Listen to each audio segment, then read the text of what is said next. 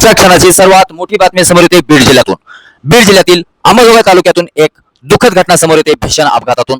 तर एकीकडे बीड जिल्ह्यातील केज तालुक्यातून माणुसकीला कालिमा फासणारी कलंकित करणारी घटना समोर येते। बीड जिल्ह्यामध्ये एकाच दिवसामध्ये 4 ठिकाणी वेगवेगळ्या घटना घडल्या आणि बीड जिल्हा पुन्हा एकदा हादरला। यात संपूर्ण घडामोडी आपण पाहणार आहोत। शिवाई बस आणि मोटरसायकलची जोरदार धडक झाली आणि एका 23 वर्षीय तरुणाचा जागीच मृत्यू झाल्याची घटना अंबाजोगाई लातूर रस्त्यावर लोखंडी सावरगाव गावाजवळ लातूर फाट्याच्या उतारावर रविवारी सकाळी 11:15 वाजता घडली। अथर्व महादेव ढगे राहणार धानोरा खुर्द तालुका अंबाजोगाई असं मृत युवकाचं नाव आहे। अथर्व ढगे हा त्याच्या दुचाकीवरून MH 44D7483 धानोरा येथून अंबाजोगाईच्या दिशेने जात होता। याच वेळी अंबाजोगाई छत्रपती संभाजीनगरकडे जाणारी शिवाई बस MH 49BZ 9581 समोरून येत होती। लोखंडी सावरगाव जवळ अथर्वच्या मोटरसायकलची बसला समोरासमोर धडक झाली।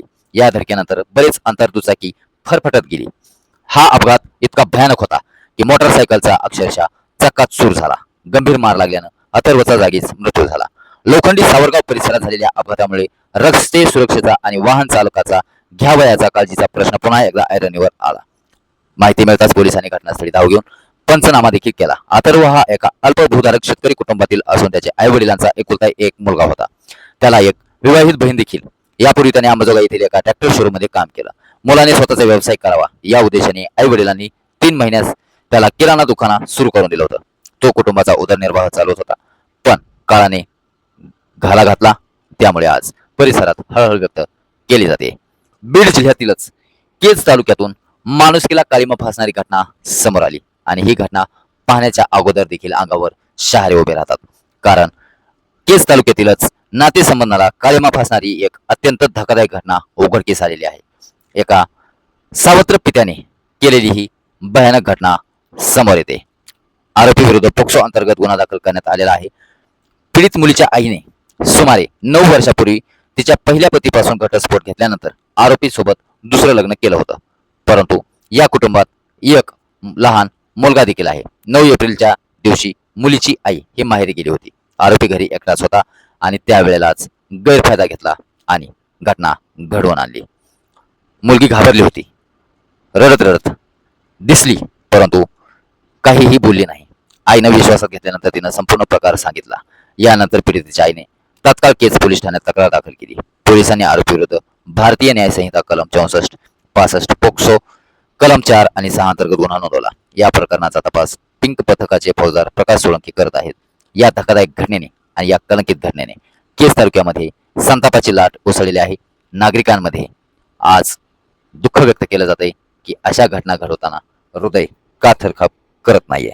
बीड जिल्ह्यातून बीड शहरातून 2 घटना समोर येत आहेत। त्या म्हणजे पेठ बीड परिसरात एका 18 वर्षीय तरुणानं दारूच्या नशेत हिंसक कृत्य करत एका व्यक्तीच्या छातीवर चाकूने वार केल्याची घटना मार्च 7 रोजी घडली।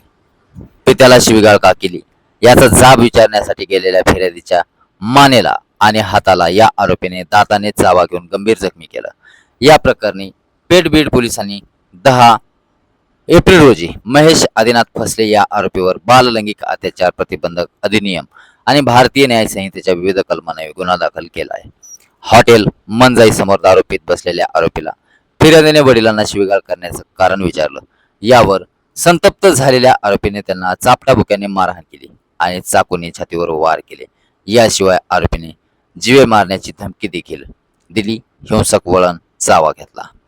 बीड शहरातीलच एक अत्यंत संतापजनक घटना समोर येते, ते म्हणजे बीडमध्ये काल एका खाजगी वसतिगृहातून 2 अल्पवयीन मुली बेपत्ता झाल्याची घटना समोर आली। बातमी समोर येता क्षणी पालकांनी टाहो फोडला।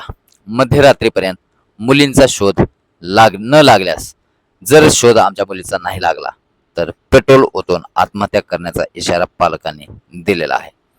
बीड शहरातील कॅनॉल रोड परिसरामध्ये असणाऱ्या शिंदेनगर येथील एका खाजगी वसतिगृहात ठेवण्यात आलेल्या 2 अल्पवयीन मुली रविवारी सकाळपासून गायब आहेत।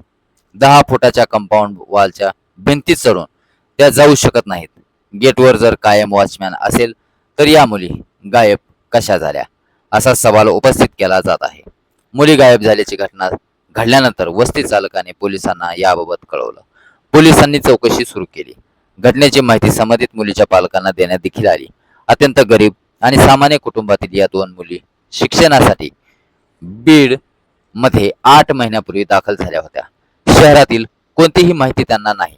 ट्युशनला आणि शाळेला जाण्यासाठी वसतिगृहाचे वाहन, त्यामुळे त्या बाहेर जाण्याचा प्रश्न उपस्थित होतच नाही. मग मुली गायब झाल्या कशा याचा पुन्हा एकदा प्रश्न उपस्थित झाला. सवाल विचारला गेला. गायब झालेल्या मुलींच्या पालकांनी शिवाजीनगर पोलिसांमध्ये रीतसर तक्रार दिली. मात्र पोलिसांनी गुन्हा दाखल करून घेण्यास स्पष्ट नकार दिला. उलट तक्रार देणाऱ्या पालकांशीच पोलिसांनी हुज्जत घातली. त्यामुळे संतप्त झालेल्या पालकांनी मुली सुरक्षित परत न आणून दिल्यास शिवाजीनगर पोलीस ठाण्यासमोर अंगावर ज्वलनशील पदार्थ ओतून घेऊन आत्मदहन करण्याचा गंभीर इशारा दिलेला आहे. या घटनेनंतर पुन्हा एकदा बीड शहरात अनेक उलाढाली घडत गेल्या आणि या घटनेनंतर बीड शहरात संतापाची लाट उसळलेली आहे. आपण पाहिलं तर बीड जिल्ह्यामध्ये आतापर्यंत अनेक घटना घडल्या आणि बीड शहरातच घडतात असं नाही, त्या संपूर्ण महाराष्ट्रात देशभरात घटना घडत असतात. याच घटना नाही तर याहून भयानक अशा घटना समोर येत असतात. परंतु बीड जिल्ह्यामध्ये आतापर्यंत अशा घटना कधीही घडल्या नाहीत आणि त्या घटना समोर आलेल्या आहेत. मुली बेपत्ता होणं असेल, नात्याला काळीमा फासणं असेल, धारदार शस्त्रांनी वार करणं असेल, ह्या घटना कुठेतरी माणुसकीला काळीमा फासणाऱ्या आहेत. SP नवनीत कावत यांच्या अध्यक्षतेखाली बीड जिल्ह्यामध्ये कायम करण्यासाठी त्यांनी भरपूर प्रयत्न चालू आहेत. परंतु या आरोपींना कुठेही धाक, जरब, कायदा सुव्यवस्थेची भीती कुठेही आपल्याला त्यांच्या या कृतीतून, या दुष्कृत्यातून आपल्याला दिसून येत नाही आणि ही सर्वात मोठी शोकांतिका आहे. या संपूर्ण घडामोडींबद्दल आता ऐकलेल्या आपल्याला सविस्तर आढाव्याबद्दल, केज तालुक्यातील नातेसंबंधाला कलंकित करणाऱ्या घटनेबद्दल आपल्याला काय वाटतं, आपली प्रतिक्रिया आम्हाला कमेंट बॉक्समध्ये नक्की कळवा. आणि देश दुनियातील ताजा घडामोडी, ताज्या बातम्या पाहण्यासाठी आपल्या न्यूज तारका फडकी चॅनल सोबत राहा. न्यूज तारका फडकी चॅनलवर देश दुनियातील ताजा घडामोडी, ताज्या बातम्या शॉर्टकट तारका फडकी माध्यमातून पाहायला मिळतात.